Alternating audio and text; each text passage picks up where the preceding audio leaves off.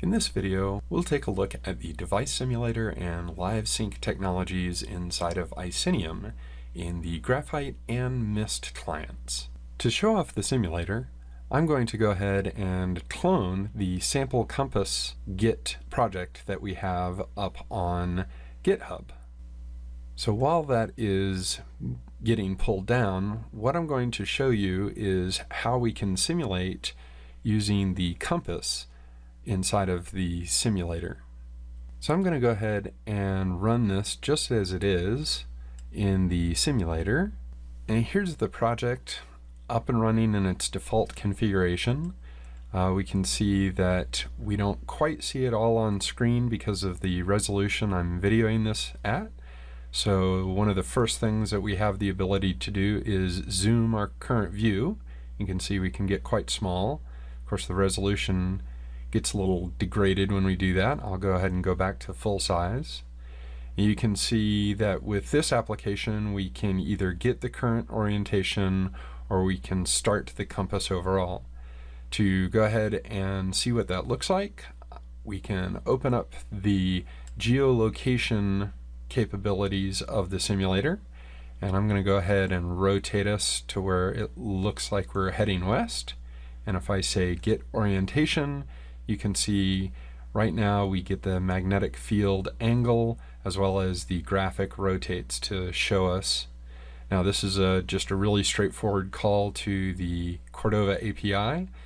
Let's do this starting the compass, and now as we go ahead and change the location, it's very much like it was in a real device. And we have some other tools here. The biggest one is our set of debugging tools. These are a very standard set of tools, just like what you would get inside of a Chrome browser.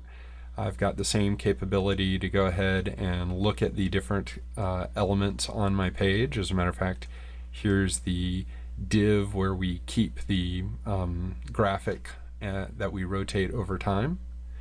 We can also see all the different resources. So if we were touching any of the data stores or anything on the device, we can see any network calls. So if we were making calls out to web services or pulling other resources down, we can take a look at all of our different scripts. Here we've just got the main and the Cordova. And here in our main, we can do things like set breakpoints and set watches. Basically everything that you can do inside of a Chrome browser scenario. And we've got the rest of the tools here, the timeline, the console, and so on. In the Mist client, which we'll look at next, we've got a similar set of tools. So here in the Mist client, I've got the exact same project. You can see Demo Compass at the top there. I'll go ahead and open that same project. And it's got the same resources and everything. All we want to do really is go ahead and run this. And notice in this instance, I don't change the device within the simulator. I go ahead and choose the device simulator in the beginning. So I'm going to go ahead and do this again on an iPhone. And let me make the window a little smaller so we can see it. You can see we get a very similar looking type of simulator here. This is just inside of a Chrome browser. I should have pointed out I am running inside Chrome. In any other sort of browser, you'll just get a explanation that the simulator has a dependency on running inside Chrome. I've got the same sort of zooming capabilities.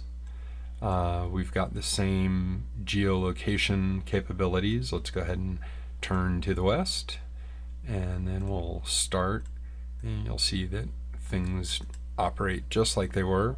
For the debug capability, you actually need to use a shortcut, a keystroke shortcut to pull that up. That shortcut key is Control-Shift-I, which you can look in the documentation to find all these shortcuts. And then we get the exact same capabilities that we had before. So here we are inspecting the single element that has that graphic for us, as well as have all the other capabilities of the resources networks. Here's the scripts once again, and I can go ahead and take a look at all the different scripts. Here's the main. You get all those same capabilities that you had in the Graphite client here inside of Mist, inside of a Chrome browser. Let's take a look at LiveSync. So to show LiveSync here, what I've done is I've gone ahead and just gotten our environment side by side, so where I'm showing the simulator here right next to it. If you also look down here, you can also see I have a device hooked up. I could have any number of devices, and this gets really interesting when you do have a number of devices.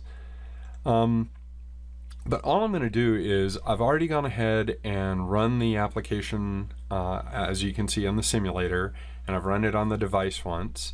But I'm just going to make a small change here. I'm just going to go ahead and add here a quick HTML tag, and then I'm going to go ahead and push save. Now I'm not going to push run, nothing fancy, just push save.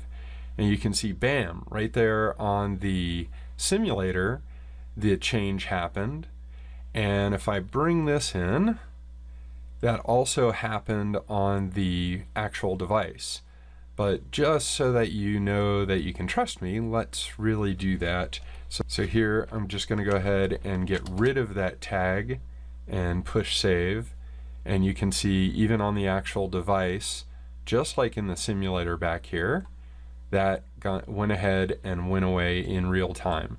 So that's LiveSync. Hope you enjoy the simulator and the LiveSync scenarios inside of Icenium. And as always, we'd really like your feedback. Thank you.